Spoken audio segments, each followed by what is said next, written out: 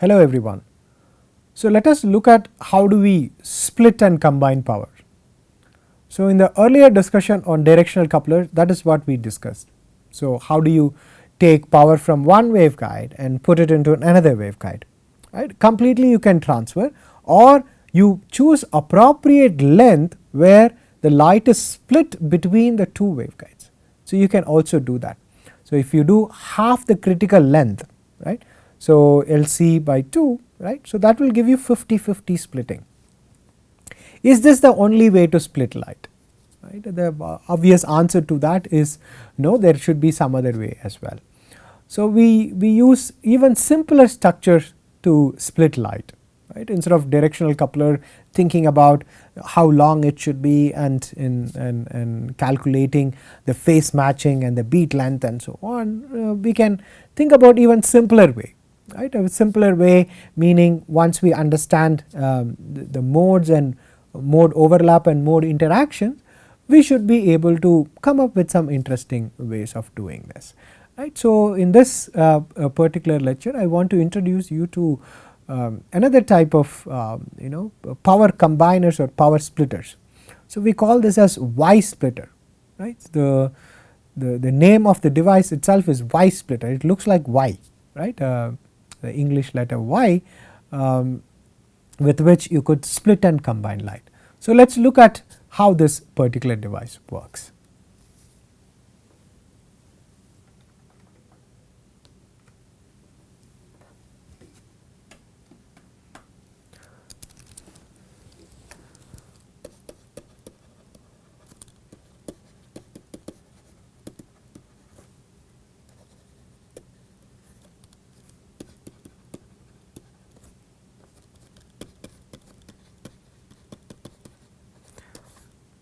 So power splitting or combining using Y splitters or Y junctions. So the geometry itself is very interesting. It is a Y branch, right. So this particular structure looks like Y. Okay. So let me draw that. So you have a waveguide like this, and then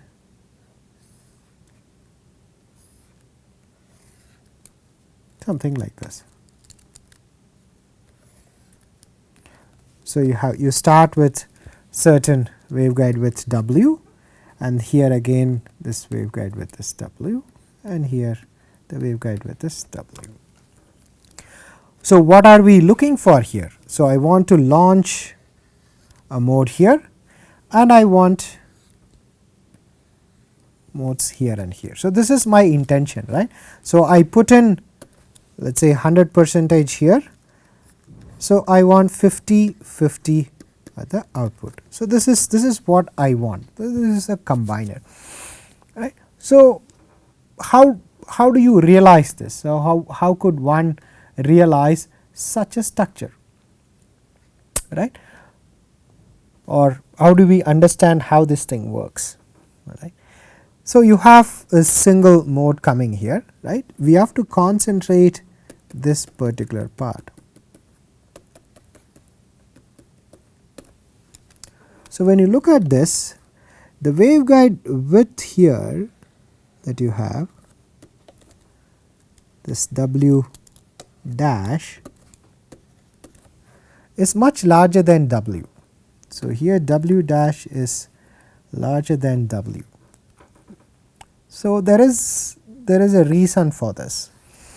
We can actually make it narrower, right, by choosing appropriate angle here. So there is a theta here. So one could choose appropriate angle to make it really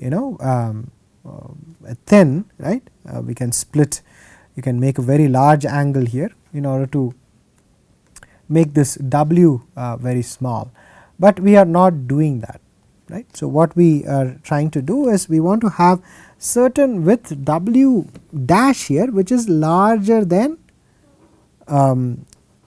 W, right. So why would we do that? So let us understand from our simple waveguide mode solutions. So I have W which is a single mode, I only have a single mode here. but then W dash is slightly larger, right. So, that means I will have my fundamental mode here, and then I will have my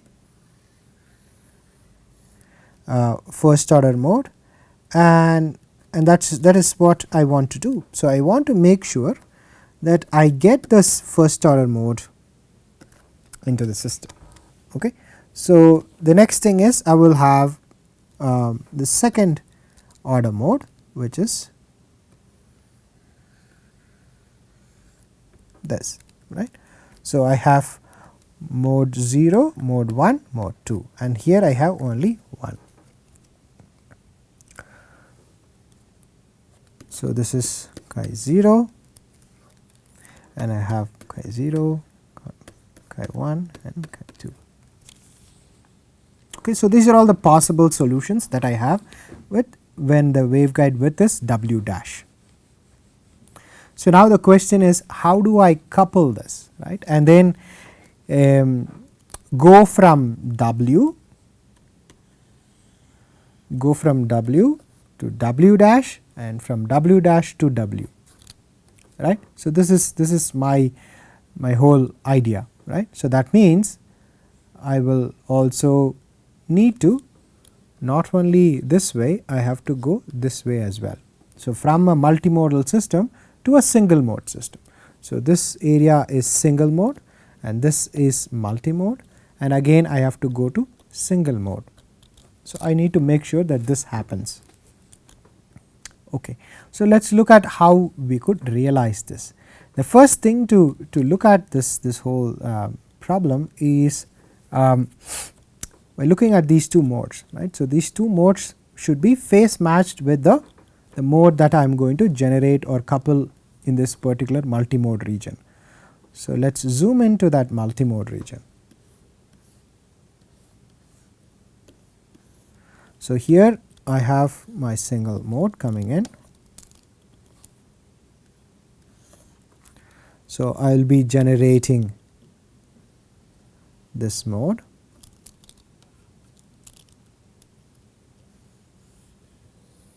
and then I also have this mode, right. So, mode 0, mode 1 and mode 2. So, we all know that from our overlap, right, from the overlap integral C. So, we have to look at C01, C02, right, and then so yeah C01 and C02. So, let us look at C01 and C02. C01. So, when you have the two the waveguides here, right, chi 0 and chi 1, right. So, this is what you are looking at, the overlap integral between these two, right, whether you will get 0 or non-zero, right. This should be non-zero, right, but then look at this waveguide. So, one is odd and the other one is even. So, you have one like this, the other one is like this, right. So, when you integrate these two, what will be the result? The result will be 0 because of the asymmetry that we have in the field. So, this will be 0. However, when you take a symmetric mode here, the overlap between mode 0 and mode 2 will be non-zero. So, that means you are going to couple light from fundamental mode to the second order mode, right. So, if that is the case, then we can actually draw it this way, right. So, maybe I will just use the same graph, just you have to remove this. So, now this is what you will end up with. Okay. So, mode second order mode is now coupled into, right. So, we have coupled generated the second order mode, but it cannot propagate further. So, the distance is limited, and this is where our next coupling problem comes in. So, you have two modes, individual field modes here and here, right. So, this is something you have. Now the question is, these two modes will also try to overlap, right. So, you have to find the overlap integral between the two modes here, right. So, this is W waveguide in and W out, and this is also W out. Now, the question to ask is, what is my overlap integral between 2 and W out 1. Okay. So, this is W out 0, let us say. So, this is your 0th order mode, here you have, and again 0th order mode. So, what is the overlap integral between these two, and what is the overlap integral between these two? When you look at it, that will also be non-zero, because they are phase matched. So, if I have to draw it here, so we have this particular mode generated. Now, I have mode like this. So, this is for W out top, and then this is W out bottom, right. So, top and bottom. So, when you look at the integral between these two, it won't be 0. So, there will be a non-zero overlap integral between these two. So, because of this non-zero overlap, you will be able to couple light to this particular waveguide and to this particular waveguide. So, this is how you are going to split the light, right. So, you just create a multimode section. So, you create a multimode section, right, of a certain length L. So, this is something that we need to design it for, right, a certain length L and certain width W. So, that you create the second order mode, that is very important, right. So, important thing to note is here excite second order mode.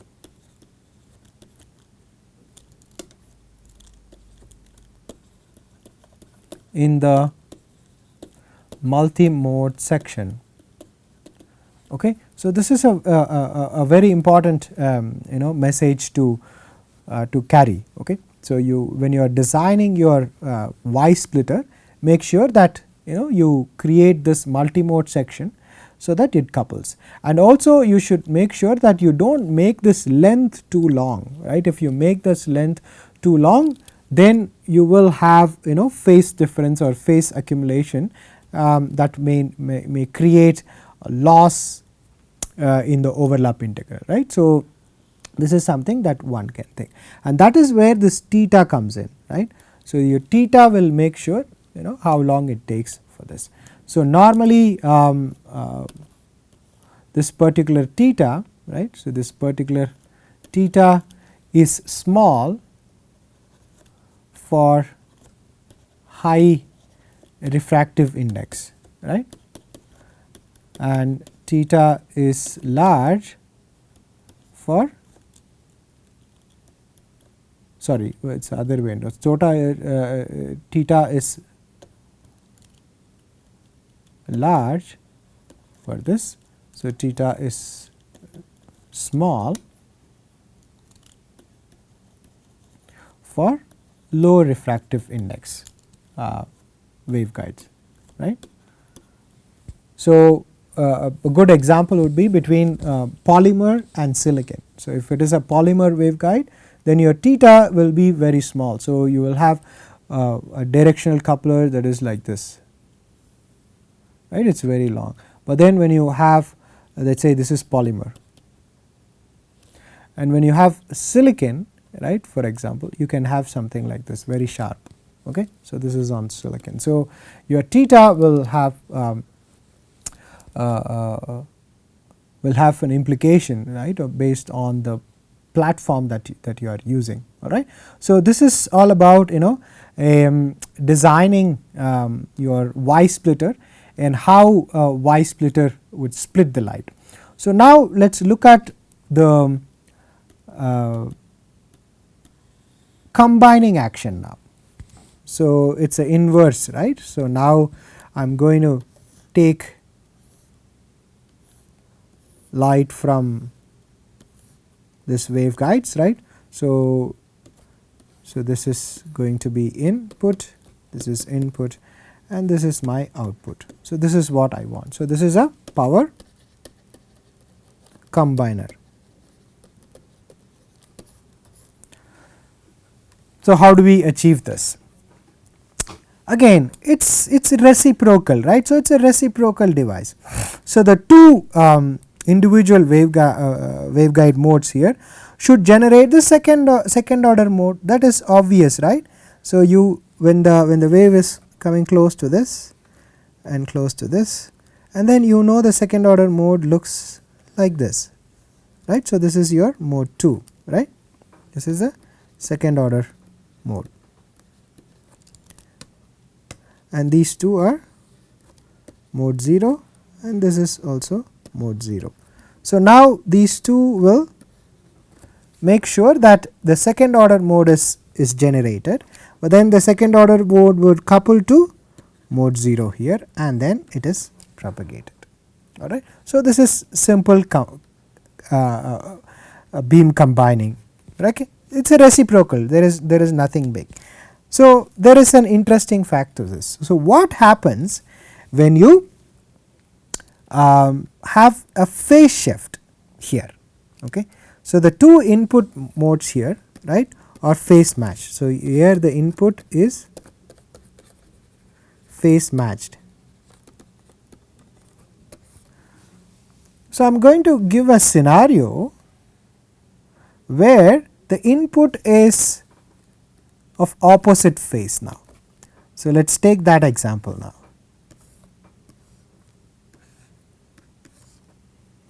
So now from the input side I have a wave like this, right, that is one input. The next input, it is completely pi phase shifted. So that means the mode would look like this. Okay. So it is this phase shifted now. So the input is out of phase. So the inputs are out of phase. So if the inputs are out of phase, then look at the junction here, right. So we talked about the second order mode here, right. So the second order mode is going to be generated here, but when you look at this, because of this difference in the phase, so look at this carefully, one is like this, the other is like this, right. So the best possible overlap that this is going to have is with the first order mode. So this is the first order mode. So the first order mode in this section. So you are going to generate the first order mode in this particular section. Okay. So now these two modes are going to generate the first order mode here, right. So this is what you are going to generate, first order mode, but this is not good. The reason for that is we know from our overlap integral the overlap between the 0 and the first order mode. You remember this, the overlap between 0 and first order mode is 0. There is no coupling that is going to happen, right. So when you have this first order mode that is coupled into the system, it will not be a propagating mode. Okay. So this mode can't couple with fundamental mode, and that is our 0th order, right. So it cannot couple to this fundamental mode, this cannot happen. So when this is the case, then this mode, particular mode, will radiate into the sides. So there is, then this becomes a radiating mode. That means power is lost. Okay. Power is lost when you have out of phase light coming and interfering. Okay, in this particular case, it is basically interference is what you can say here. So there are two modes that are opposite in phase, and that will generate the first order mode. So, since the first order mode cannot couple into the waveguide, right, with the fundamental mode, right, again this is single mode, you remember this is single mode and this is also single mode, right. So, there is only one mode allowed, right, the fundamental mode is the only one that is allowed there, and because of that reason you will actually radiate this first order mode, and this will result in loss of that particular light. Okay. So, we will use this in building a Mach-Zehnder interferometer later on, but this gives you an idea about how one can understand power splitting in this particular Y junction, right. So, Y type waveguides, and also power combining, and power combining strongly depends on the phase of the two beams or the two waveguide modes that we have. If there is a phase shift in one of the modes, then you will have issues coupling it to the propagating mode. So, this will result in loss of power, alright. So, these are all the two ways how you could use a very simple Y junction, right, in order to split the light and combine the light. The takeaway message from this understanding is you can use the same device for splitting and combining, but when you are combining one should take care of the phase difference between the two modes. So, if they are in phase, then you will be able to combine those. So, you will end up with adding these two powers together. So, when there is a phase difference between these two waves, if there is a pi phase shift between these two, you will not be able to combine it, you will just combine it to the first order mode, but this first order mode will not be propagating through the waveguide and it will radiate, alright. So, in the earlier case when you are splitting it, you are taking the 0th order mode or the fundamental mode and coupling it to the second order mode. It has to be symmetric. So, the symmetric coupling would happen, but then when you are coming back again you should couple back to the symmetric mode, that is the second order mode. But because of the phase difference, if you combine and excite the first order mode, you will not be able to get the light out, it will be lost. Okay. So, this is the operation principle of a very simple Y junction, which you can use it in many places.